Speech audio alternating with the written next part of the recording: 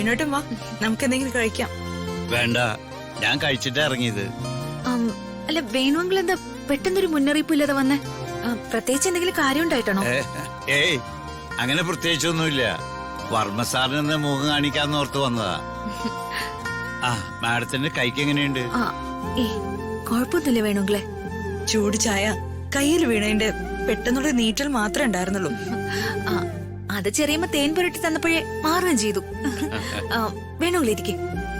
വേണ്ട മാഡം, വേണുങ്ങളെ ഇരിക്കെ, അല്ലെങ്കിൽ അച്ഛന് വിഷമാവും. വേണുട്ടാ, സോറി, ഒരു കോള് വന്നു, ഒന്ന് സംസാരിക്കാൻ വേണ്ടി മാറിയുന്നതാ. അതിനെന്താ വർമ്മ സാറ്, എങ്കിൽ ഞാൻ ഇറങ്ങട്ടെ. ഏയ്, അതെന്ത് പോക്കാ? ഇവിടം വരെ വന്നിട്ട് ഇരിക്കെ, എന്തെങ്കിലും കഴിച്ചിട്ട് പോവാം. കഴിക്കാനൊന്നും വേണ്ട, ഒരു ചായെങ്കിലും ആവാം. ശരി ഏട്ടാ, ഇപ്പൊ എടുക്കാം. വേണുട്ടാ, വാ.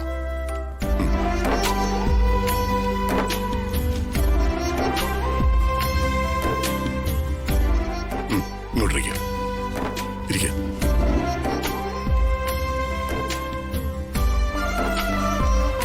ആ, വേണുട്ടാ, എല്ലാവർക്കും സുഖാണല്ലോ?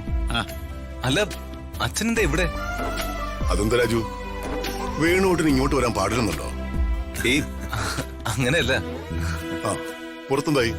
പ്രവർത്തകരെല്ലാം എന്തു പറയുന്നു? അല്ല, അവരാരും ചേട്ടനോട് സംസാരിച്ചില്ലല്ലോ. ചേട്ടനോട് സംസാരിക്കാനുള്ള ആവേശത്തിലവർ. ആ, ഞാൻ വേണുട്ടിനോട് സംസാരിച്ചു കഴിഞ്ഞിട്ട് അങ്ങോട്ട് വരാം. ആ, കഴിക്കാം.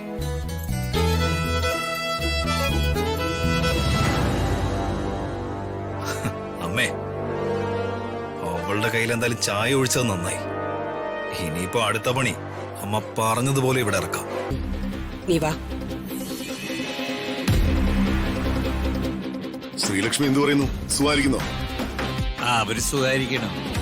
ശ്രീലക്ഷ്മിയുടെ പഠിത്തമൊക്കെ എങ്ങനെ പോകുന്നു? നന്നായിട്ട് പോണു. പ്രതാപ, നിങ്ങൾ ചായ കുടിക്കായിരുന്നോ? അതെ ചേച്ചി. ആ, ചേച്ചി ഇരിക്കെ. ഏയ്, ഞാനിരിക്കുന്നില്ലടാ, ഞാനിവിടെ നിന്നോളാം.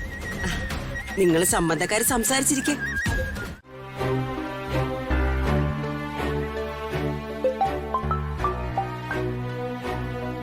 ആ, വേണു, എന്താടോ? രാമകൃഷ്ണ, ഞാൻ ആകപ്പാടെ ഒരാശയക്കുഴപ്പത്തിലാടും. എന്തുപറ്റി? തനിക്കറിയാലോ, രാജുവിന്റെയും ഋതിക മാഡത്തിന്റെ ഇടയിൽ നടക്കുന്ന കാര്യത്തിന്റെ സത്യാവസ്ഥകളൊക്കെ. അറിയാം. ഇപ്പൊ എന്തുപറ്റി? നീ അത് പറ. അംബിക മാഡത്തിന്റെ ശല്യം ഒഴിവാക്കാനായി വർമ്മ സാറിന്റെ ഭാര്യ പത്മാവതി മാഡത്തെ കുറിച്ചുള്ള സത്യങ്ങൾ പണ്ട് പത്മാവതി മാഡം ഈ വീട്ടിൽ നിന്ന് പോകാനുള്ള കാരണം അംബിക മാഡമാണെന്ന് പറയാൻ ഞാനിവിടെ വർമ്മ സാറിന്റെ വീട്ടിൽ വന്നു. എന്നിട്ട് താനത് പറഞ്ഞു?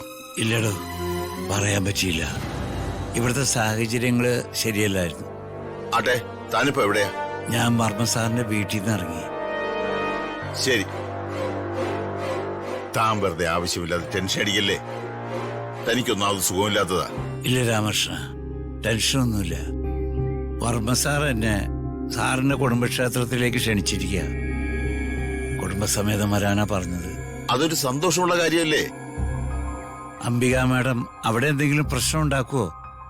അതാ എന്റെ ടെൻഷൻ. എടോ, എത്ര സമാധാനവും സന്തോഷവും സമ്പത്തുമുള്ള കുടുംബത്തിലാണെങ്കിലും ഇങ്ങനെയുള്ള പ്രശ്നങ്ങൾ ഉണ്ടാകാനായി എല്ലാ കുടുംബത്തിലും ഓരോന്ന് കാണും. താനത് കാര്യമാക്കണ്ട. ആ, വർമ്മ സാറ് ക്ഷണിച്ചതല്ലേ, താൻ അവിടെ ചെല്ലേ. പിന്നെ രാജുവിന്റെയും ഋതികയുടെയും കാര്യം അത് നമുക്ക് നോക്കാമടോ. അവര് തമ്മിൽ പിരിയൊന്നുമില്ല. അവര് തമ്മില് സ്നേഹത്തോടെയും സമാധാനത്തോടെയും ഒരുപാട് കാലം ജീവിക്കും. താൻ സന്തോഷമായിരിക്കടോ. താൻ ഒന്നിങ്ങ് വാടോ, നമുക്കൊന്ന് കാണണ്ടേ?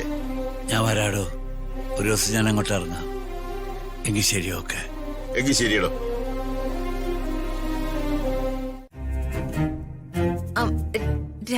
രാജു ഇവിടെ നിന്നതേ ഞാൻ കണ്ടില്ലായിരുന്നു. അതാ ഞാൻ പുറത്തേക്ക് പോയത്. ഞാനേ ഒന്ന് കിച്ചൺ വരെ പോയിട്ട് വരാമേ. ചെറിയമ്മ എന്നെ തിരയുന്നുണ്ടാവും. ഋതിക മാഡം അവിടെ നിന്നേ, എനിക്ക് ഒരു കാര്യം അറിയാനുണ്ട്. അതൊന്ന് പറഞ്ഞു തന്നിട്ട് മാഡം വെക്കും. എന്ത് കാര്യം രാജു? വർമ്മ സാറ് ഇവിടുത്തെ കുടുംബക്ഷേത്രത്തിലെ ഉത്സവത്തിനെ കുറിച്ച് അച്ഛനോട് പറഞ്ഞില്ലേ? അത് ശരിക്കും എന്ത് ഉത്സവ? അതോ, അത് സാധാരണ എല്ലാ ക്ഷേത്രങ്ങളിലും നടക്കാറുള്ളത് പോലെ ഒരു ഉത്സവ.